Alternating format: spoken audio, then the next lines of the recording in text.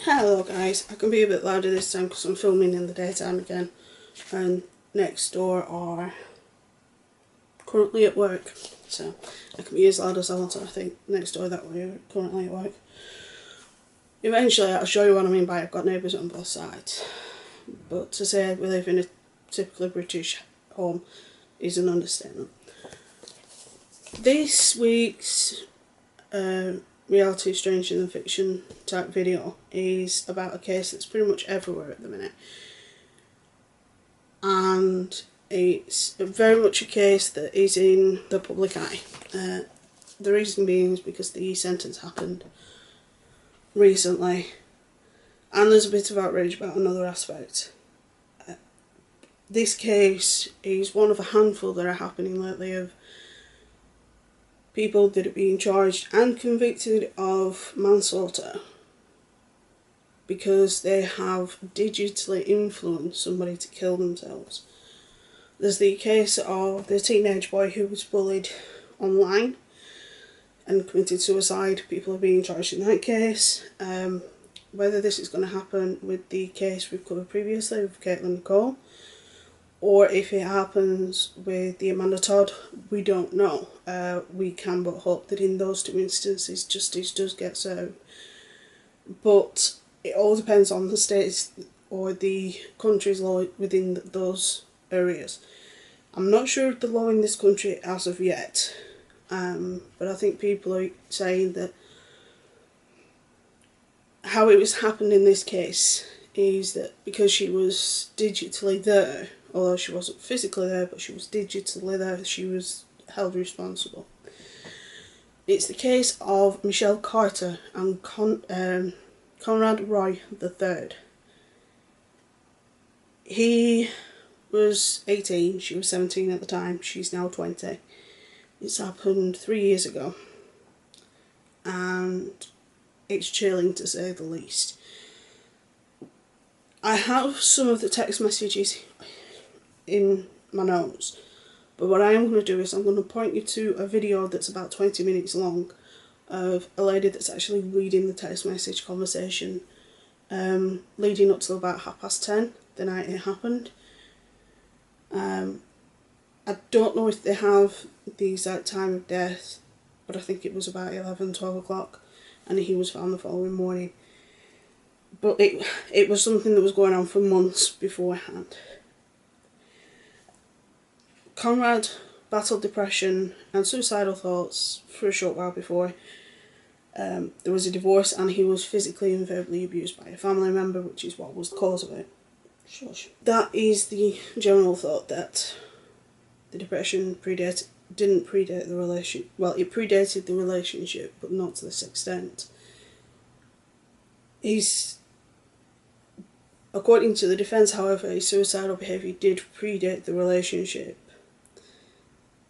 Carter's attorney said it was Conrad's idea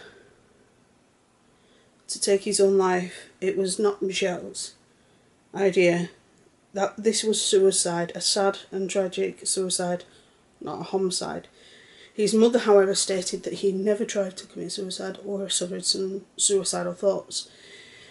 It is worth mentioning at this point that a lot of the time that is true, and I'll explain more in depth towards the end, but just bear that in mind. He, like I say, he was a recent high school graduate. He was also accepted to Fishburg State University to study business. So he did have lots of good things going for him. From what I can gather, his relationship with Carter was quite a good one. Until the whole suicide thing became literally the only thing that they would talk about. There was constant text messages in the days leading up. Like I say, I will link the video both down below and up in the iCard for you to check out. It's a news programme, and they've gone onto the website which has the conversation, and they've read the conversation out, and it's chilling to say the least. Here's a few. You're finally going to be happy in heaven No more pain. It's okay to be scared. It's normal, I mean, you're about to die. In other words, implying he's better off dead. So I guess you aren't going to do it then. All this for nothing. I'm just so confused, like you were so ready and determined, faulting him for delaying because he kept delaying it. Oh, I've got to do this, I've got to walk the dog, oh, I've got to go to the beach with my mum, or I've got to take my sisters to ice cream. So he was constantly delaying it, and instead of just her saying, fine, do whatever, she just kept pushing and pushing and pushing. Just go somewhere in your truck. And no one's really out now because it's an awkward time. That was at 4:30 the morning he died, because that was the beginning where he literally just kept delaying it, like falling asleep and so on. I thought you wanted to do this. The time is right and you're ready. Just do it, babe.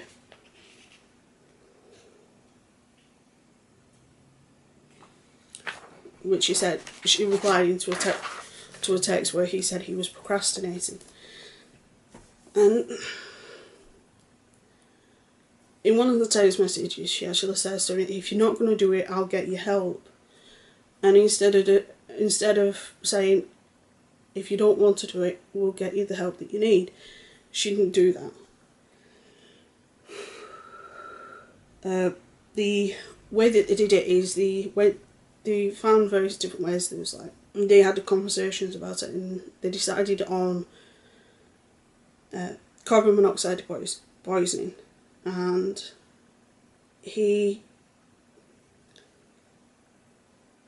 thought about it, and the best way for them to do it was to get a portable generator, and one of the byproducts of the portable generator was carbon monoxide, so he put it in his car.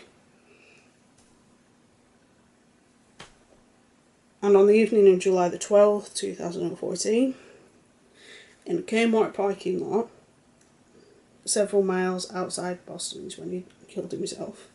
He wavered in his plan.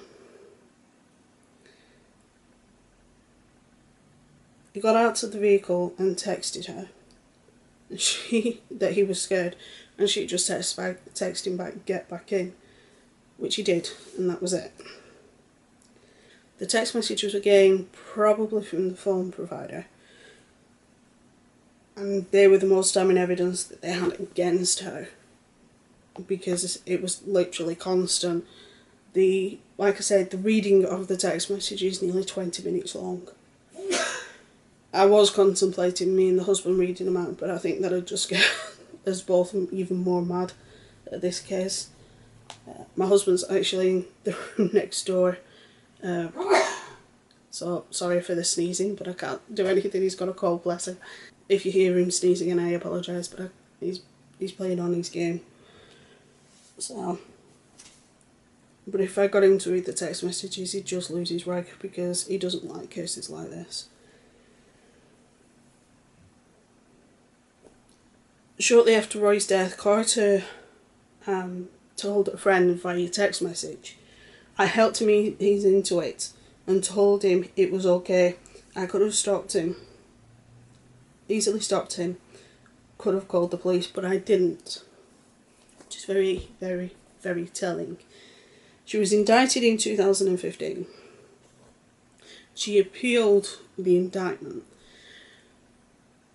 However, the state Supreme Court, the Massachusetts State's Supreme Court, it's a bit of a word to say, in summer of last year, 2016, stated that she could stand trial for her alleged role in Roy's death, and she faces up to 20 years in jail.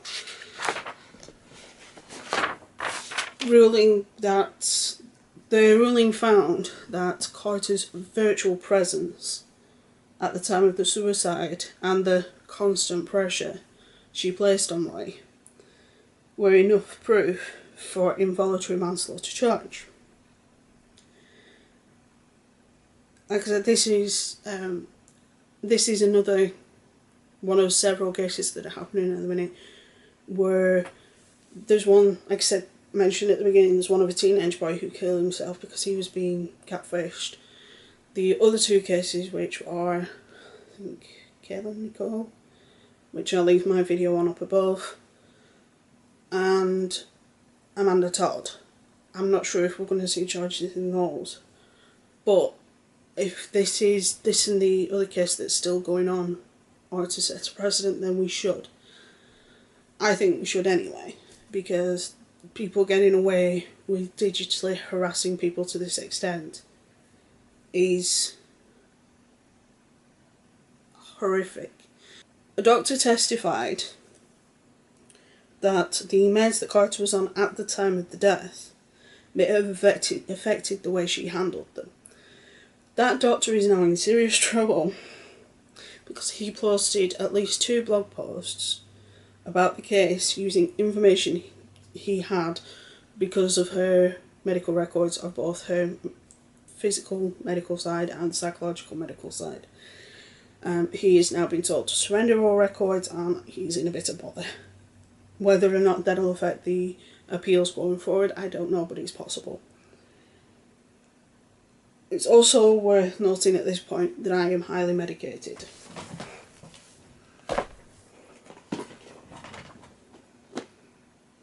To say the least. But I've never done anything like this to anybody, and I would never do anything like this. The reigning theory is that she did this to gain sympathy, very similar to Munchausen by proxy, which there's multiple facets to this, and it's really, really complicated. I'm going to go into a bit more information about something I said at the beginning, which was about the mother saying that he'd never had suicidal thoughts. There's another video I'm going to link in the iCard, which is the video of the interview with Dean Klebold's mother, because she didn't know how much pain he was in emotionally, how depressed he was, until after Columbine happened. He knew he was a bit surly, but she thought that's just him being a teen. She didn't realise how deep-rooted the depression was until afterwards. So the parents are always the last thing as people to know, and I know from personal experience that that is true. I'll link my video on that up above. I won't go into it in this, but it is, relevant that I know that this to be true. In this case, it was horrific, and it does set a precedent. Like I say, I don't know the way that the laws are in this country as of yet. I don't think we've had a major case like this in this country yet. Not to say that it hasn't happened, and not to say that there isn't a case that the police are keeping close to themselves. But these are more commonplace in America. I don't know why. Might be because there is a lot more people in America than there is over here. But at the end of the day, if you are being harassed or you're being catfished, then speak to the police, because they do have, and a lot of police departments are creating cybercrime divisions, and this is part of cybercrime, and they can find out who's doing it. To me, it's not worth it, because it's only when I do a video on a certain person that they happen. And I didn't get any on the last video I did of him. But then again, considering the backlash he's had lately, I'm not surprised. So, but like I said, this and the previous case that I spoke about the other day from Dula, these are 2 cases going in the right direction, and I do think that we are going to start seeing more cases like this. The sheer thought of somebody doing something like this is horrible. It really is horrible. And you don't do things like that to people that you supposedly love. If she truly loved him, she would have got him help rather than pushing him to kill himself. And it was literally, are you going to do it? Are you going to do it? And it's like, that's not love. That's something other than love. So, It's one of them cases. So she did receive a sentence of 2 years. I had to serve 15. However, she's in the process of appealing, and because she's appealing, she's actually out on bail, which is where some backlash has come through. Because they don't understand why she's been given bail when she's already been convicted, when a lot of people who are convicted have to wait in prison for their appeals. It's a sickening case and a horrible case. There's even a meme online because there's some of the faces she pulls make her look completely heartless. And there's a meme of her and the Olympian that did the lip hurt, thing. If I can find it, I'll pop it in. And it's like, it says underneath it, trust me, you're not helping yourself in any way. It's one of those cases that it's hopefully a step in the right direction. Let's just hope it doesn't go too far. With that being said, we haven't decided what we're doing for a Fun Day Friday video yet. I've also decided that while my mum's over, which is from next Thursday onwards, I won't be posting. I'm having a week off. I just want to spend some time with my mum, and I don't want to spend all next week preparing videos in a panic for while my mum's over. So I thought I'd take a week off, relax. Unless something big happens, then you'll have a week off, unfortunately, but you will still have videos next week. I know what my call-out video is going to be. I just need to figure out my case on